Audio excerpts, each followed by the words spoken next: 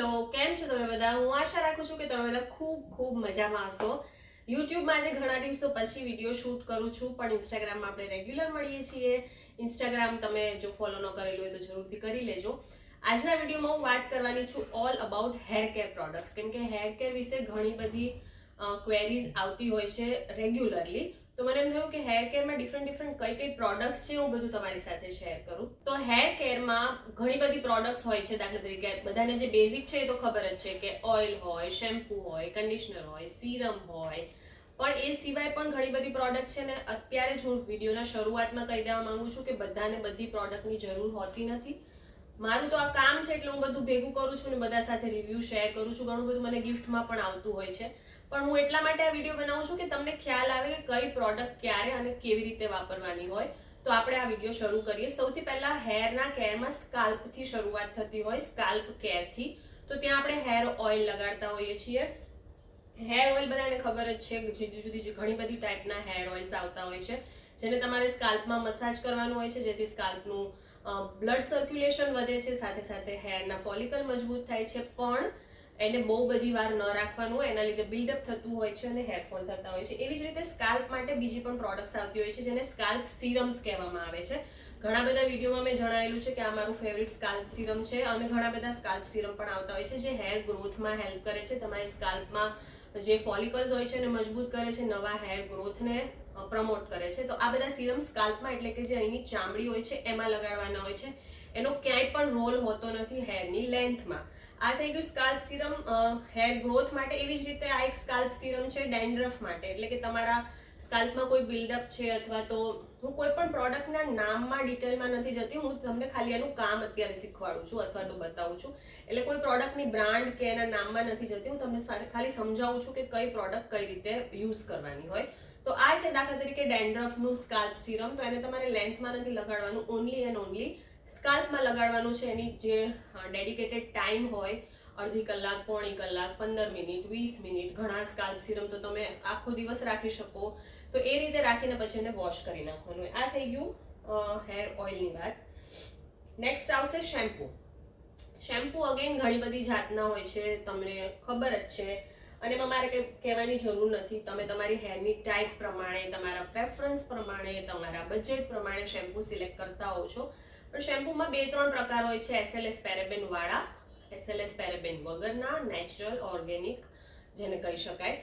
તો આ જે SLS પેરેબેન વાળા શેમ્પૂ હોય છે એ પણ જરૂરી છે. સ્કાલ્પમાં જ્યારે બિલ્ડઅપ થાય તો એવા શેમ્પૂની તમારે જરૂર પડતી હોય. એ સિવાય વોશ માટે નેચરલ પાવડર્સ પણ આવતા હોય છે, જે અત્યારે મારી પાસે નથી કેમ કે મેં ક્યારે વાપરેલું નથી. એ સિવાય શેમ્પૂ બાર્સ પણ આવતા હોય છે, એટલે કે શેમ્પૂનો સાબુ કહી શકાય. તો મારી પાસે આવા ડિફરન્ટ શેમ્પૂ બાર્સ છે, હું ઘણી વખત યુઝ કરતી હોઉં છું. એકદમ નેચરલ હોય છે, એટલે કે એમાં કોઈ કેમિકલ નથી હોતા, વેક્સમાંથી બનેલા હોય છે, અને સરસ હેરને ક્લીનલીનેસ અને બાઉન્સ આપતા હોય છે. તો શેમ્પૂ બાર્સ પણ આવતા હોય છે વાળને ક્લીન કરવા માટે. નાવ હેર ઓઇલ અથવા તો સ્કાલ્પ કેર થઈ ગયું, પછી વોશિંગ થઈ ગયું, પછી આવે ટ્રીટમેન્ટ બેઝ, એટલે કે તમારા વાળ વોશ પછી જો ફ્રીઝી થઈ જાય છે, ડ્રાય થઈ જાય છે, તો તમારે કન્ડિશનરના સ્ટેપની જરૂર પડે છે. નાવ ઘણી વખત એવું હોય છે કે બધાના મગજમાં હોય છે કે કન્ડિશનર ઇઝ મસ્ટ. હું પણ કહું છું કન્ડિશનર કરવું જ જોઈએ જો તમારું શેમ્પૂ એકદમ ડ્રાઈંગ છે. તો તમારું શેમ્પૂ ડ્રાઈંગ નથી, તમારા વાળને એકદમ ડ્રાય નથી કરી નાખતું, ફ્રીઝી નથી કરી નાખતું, તમે ક્યારેક કન્ડિશનરનો સ્ટેપ સ્કીપ કરી શકો છો. નાવ એની માટે પણ 2-3 પ્રોડક્ટ આવતી હોય છે પોસ્ટ વોશ કેરમાં. એટલે કે દાખલા તરીકે કન્ડિશનર છે, તો તમે વાળ વોશ કરી નાખ્યા, બાથરૂમમાં જ તમારા વાળ થોડા ઘણા નીચવીને અથવા તો દાબીને વધારાનું પાણી નાખીને જનરસ અમાઉન્ટમાં હેરની લેન્થમાં કન્ડિશનર અપ્લાય કરવાનું હોય. 15 મિનિટ, 10 મિનિટ, અમુક ઉપર ખાલી 2 મિનિટ લખેલું હોય છે, એવી રીતે તમારે વોશ કરી નાખવાનું. આ કન્ડિશનર છે, આ હેર માસ્ક છે, બંને એવી જ રીતે યુઝ થતા હોય છે. કન્ડિશનર જનરલી તમે દરેક વોશમાં યુઝ કરી શકો. હેર માસ્ક તમે વીકલી જે તમારું હેર કેર રૂટીન તમે ગોઠવ્યું હોય એમાં યુઝ કરી શકો. પણ આનું કામ એ જ હોય છે વાળમાંથી ફ્રીઝ હટાવવાનું, બાઉન્સ લાવવાનું, સિલ્કીનેસ રિસ્ટોર કરવાનું. વોશ કરવાથી જે તમારી નેચરલ ઓઇલ જતું રહ્યું હોય છે એને પાછું રિસ્ટોર કરી આપે છે. તો આ થઈ ગયું કન્ડિશનર. એટલે 4 સ્ટેપો સુધી આપણે પહોંચી ગયા. નેક્સ્ટ હવે વાળ ધોવાઈ ગયા પછી શું કરવાનું? તો પછી સિરમ્સ આવતા હોય છે. અગેન સિરમ્સનું એવું છે કે તમારું બહુ સારી ક્વોલિટીનું હેર કન્ડિશનર હશે તો તમારે ક્યારેક સિરમની જરૂર નહીં પડે, પણ તમે સિરમ્સ યુઝ કરી શકો છો હેરની શાઇન માટે, ગૂંચ શાંતિથી નીકળી જાય એની માટે, અથવા તો દાખલા તરીકે તમે 2 દિવસ પહેલા હેર વોશ કર્યા છે, આજે ક્યાંક જવાનું થયું છે, તમે જસ્ટ પાણીનો સ્પ્રે વાળમાં કરીને સિરમ્સ લગાડી દો તો અગેન વાળમાં સરસ શાઇન આવી જતી હોય છે. હવે સિરમમાં પણ ઘણી બધી પ્રકારના સિરમ હોય છે. દાખલા તરીકે આ લોરિયલનું સિરમ છે તો એમાંથી 1 થી 2 ડ્રોપ લઈને તમારે વાળમાં લગાડી દેવાનું હોય છે. બધા જ વાળમાં 1 થી 2 જ ડ્રોપની જરૂર હોય છે, કેમ કે ઓઇલ બેઝ હોય છે, બાકી તમારા વાળ ઓઇલી થઈ જાય છે અને પછી તમે તમારા જે ટેંગલ્સ હોય છે એને કાઢી શકો. એ સિવાય આવા લીવ ઇન કન્ડિશનર આવતા હોય છે, લીવ ઇન ક્રીમ્સ જેને કહેવાય છે, જે ક્રીમ ફોર્મમાં હોય છે અને વાળમાં લગાડવાથી એકદમ શાઇન આવી જાય છે. આ કર્લી હેર વાળાને પણ ગમે છે.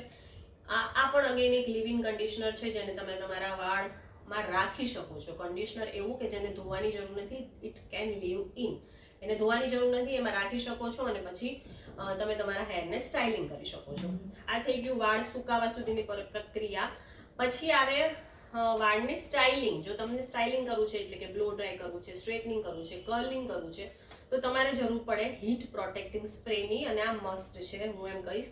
દાખલા તરીકે તમે વાળને સુકાવવા માટે કોઈ વર્કિંગ છો અથવા તો ફટાફટ નીકળવું છે અને તમને બ્લો ડ્રાય કરવું છે તો તમે હીટ પ્રોટેક્ટિંગ સ્પ્રે વાપરી શકો છો, જેનાથી તમારા હેરના ક્યુટિકલ્સ ડેમેજ નહીં થાય અને એને સ્પ્રે કરીને પછી તમે તમારું બ્લો ડ્રાય કરી શકો છો. બિલકુલ હેર ડેમેજ નથી થતા. એવી જ રીતે હોટ શોટ સ્પ્રે આવે છે, એટલે કે હું જસ્ટ જણાવું છું કે પછીના કયા કયા પ્રોડક્ટ્સ આવે છે. હોટ શોટ સ્પ્રેનું કામ હોય છે કે તમે સ્ટાઇલિંગ કરી લીધું પછી એને જસ્ટ સ્પ્રે કરી દો તો તમારા કર્લ્સ છે કે એ બધું હોલ્ડ કરશે અથવા તો એની શાઇન મેન્ટેન કરશે. તો આવી રીતે એ પછીના જુદા જુદા સ્પ્રે આવતા હોય છે. નેક્સ્ટ આવે છે સ્ટાઇલિંગ ક્રીમ્સ. એમાં તમારે જ્યારે હેરને સ્ટાઇલ કરવા છે, મોસ્ટલી જે લોકોના કર્લી હેર હોય છે એ લોકો આવી બધી પ્રોડક્ટ વાપરતા હોય છે, કર્લ મોઇસ્ટ અથવા તો ડિફાઇન માય કર્લ. મારી ડોટરના કર્લી હેર છે એટલે મારી પાસે આ પ્રોડક્ટ્સ છે.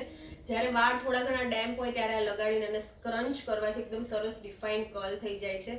એવી જ રીતે જેના સ્ટ્રેટ હેર છે એ લોકોને સ્ટાઇલિંગ કરવું છે તો આવી કર્લિંગ જેલ્સ આવતી હોય છે. દાખલા તરીકે થોડા ઘણા ફ્લાય અવેઝ છે, હું જ્યારે એકદમ સ્લીક બન બનાવું છું તો આ ટાઈપની જેલ્સ આવતી હોય છે, એ લગાડી દઈએ એટલે વાળ ચીપચીપા નથી લાગતા, એટ ધ સેમ ટાઈમ સરસ એનું લુક આવે છે, એકદમ ક્લીન લુક આવે છે. આ થઈ ગઈ સ્ટાઇલિંગ જેલ. આવી જ રીતની જેલ પણ આવે છે જે બોયઝ યુઝ કરતા હોય છે, એ પણ તમે યુઝ કરી શકો છો. અને આ જ વસ્તુ બોયઝ પણ યુઝ કરી શકે છે. જો એ બધું બતાવું છે, બધું જ જેન્ડર ઇક્વલ છે, આમાં કોઈ વસ્તુ ખાલી ગર્લ્સ યુઝ કરી શકે અથવા તો લેડીઝ યુઝ કરી શકે એવું નથી. તો આ થઈ ગયું વાળની બધી પ્રોડક્ટ. એ સિવાય એક સ્કાલ્પ સ્ક્રબ આવે છે જે અત્યારે મારી પાસે નથી. એ પણ જો તમને અતિશય બિલ્ડઅપ છે અથવા તો વાળમાંથી પોપડી નીકળે છે એવું છે તો તમે સ્કાલ્પ સ્ક્રબ પણ કરી શકો છો. પણ અગેન મેં કીધું એમ આ ટાઈપના જે સિરમ્સ આવે છે ડેન્ડ્રફ માટેના, બિલ્ડઅપ માટેના, એ એમાં પણ કામ કરે છે. આટલું થઈ ગયું. હવે નેક્સ્ટ આવે છે ટૂલ્સની વાત. ટૂલ્સ એટલે કે જે તમે વાપરો છો પ્રોડક્ટ્સ હેરને સેટ કરવા માટે, રાઈટ? તો એની માટે મારી પાસે આ કોમ્બ છે, અને વેટ કોમ્બ કહેવાય છે. આ ભીના વાળમાં આનાથી તમે ડીટેંગલ કરી શકો છો તો તમારા વાળ ઓછા ઉતરશે. બાકી તમારો રેગ્યુલર કોમ્બ હોય છે એ તો હોય છે, મેં અહીંયા નથી લીધો બતાવવા માટે. નેક્સ્ટ આ વ્હાઇટ ટૂથ કોમ્બ આવે છે જેને એકદમ જ થિક હેર છે, દાંતિયો પસાર નથી થતો એ લોકો માટે એનાથી હોય છે. નેક્સ્ટ છે આ મસાજ કોમ્બ, એટલે તમે આનાથી તમારું સિરમ મસાજ કરી શકો છો અથવા તો બાથરૂમમાં તમારા શેમ્પૂને મસાજ કરી શકો છો, સિમ્પલ હેર ઓઇલને મસાજ કરી શકો છો. આ મસાજનું ટૂલ થઈ ગયું. આટલા ટૂલ્સ છે. એ સિવાય તમારું સ્ટ્રેટનર, કર્લર, બ્લો ડ્રાયર એ બધું તો હોય જ છે. એ સિવાય બહુ જ યુઝફુલ પ્રોડક્ટ છે જે હું છેલ્લા 6-8 મહિનાથી યુઝ કરું છું ને મને ઘણો ફાયદો થયો છે. એ છે સિલ્કના પીલો કવર અને સિલ્કનું બોનેટ. આને જો તમારે એકદમ જ કર્લી હેર છે તો આને રાતે વાળમાં બાંધીને સૂઈ જવાથી જે ફ્રિક્શનથી હેરનું ડેમેજ થાય છે એ ઓછું થઈ જાય છે. આનાથી પણ મારે ઘણી વખત એવું થતું હતું કે અહીંથી વાળ વધે જ નહીં, અહીંયા નાના નાના જ વાળ રહેતા હોય, એટલે જે તમારા ઓશિકામાં આખી રાત ઘસાય વાળને તૂટી જતા હોય એ આ સિલ્કના કવરથી ઓછું થઈ જશે. This is satin. આ પ્યોર સિલ્ક નથી, પણ સિલ્કના પણ આવે છે જે ખૂબ મોંઘા આવતા હોય છે, પણ મેં સાટિન લીધું હતું અને મને સારા એવા રિઝલ્ટ મળ્યા છે. એટલે કંઈ સિલ્ક ઉપર જ રિઝલ્ટ મળે એવું નથી. તો આ થઈ ગયા સિલ્કના પીલો કવર. આ સિવાય પણ ઘણી બધી હેર કેરમાં પ્રોડક્ટ આવતી હોય છે. હું અગેન કહું છું બધાને બધી જરૂર હોતી નથી. તમારું હેરનું જે કન્સર્ન હોય અથવા તો તમે જે વસ્તુ વાપરતા હોય એને જ કઈ રીતે વાપરવું એ પણ તમને આમાંથી ખ્યાલ આવશે. દાખલા તરીકે ઘણી વખત એવું હોય કે બધા લોકો હેર ઓઇલ સ્કાલ્પમાં પણ લગાડે, આખા હેરમાં પણ લગાડે, અને પછી જ્યારે વોશ કરીએ ત્યારે એક્સેસિવ શેમ્પૂની જરૂર પડે કેમ કે ઓઇલ કાઢવાનું છે, 2 થી 3 વખત શેમ્પુ કરવું પડે, તો તમારા હેર ડ્રાય થવા માંડે, હેર ફોલ થવા માંડે. તો આજનો વિડીયોનો મારો મોટિવ એ જ હતો કે તમારી પાસે જે એક્ઝિસ્ટિંગ પ્રોડક્ટ છે એને તમે કઈ રીતે યુઝ કરશો, ક્યાં યુઝ કરશો એ તમને ખ્યાલ આવે. એટલા માટે આટલી બધી પ્રોડક્ટ્સ મેં બતાવી છે. બાકી બધી પ્રોડક્ટ્સની બધાને જરૂર નથી હોતી અને કઈ રીતે યુઝ કરવું એ પણ તમને ખ્યાલ આવે. તો આ સિવાય જો કોઈ પ્રોડક્ટ્સ હશે તો હું આગળ ફોટા નાખી દઈશ. બાકી આ બધી પ્રોડક્ટના હું સાથે સાથે ફોટા પણ નાખતી જઈશ. અને તમારે કોઈ બીજી માહિતી જોઈતી હોય તો જરૂરથી અમને ઇન્સ્ટાગ્રામમાં ફોલો કરી દેજો, ત્યાં ડીએમ કરશો તો પણ તમને પ્રશ્નોનો જવાબ મળશે. બાકી ચેનલને સબસ્ક્રાઇબ ના કરી હોય તો પ્લીઝ સબસ્ક્રાઇબ કરી દેજો, અને વિડીયો ગમ્યો હોય તો એક નાનકડી લાઇક આપી દેજો. વિડીયો તમારા ફ્રેન્ડ્સ ફેમિલી સાથે શેર કરજો અને મળીએ નેક્સ્ટ વિડીયોમાં. બાય.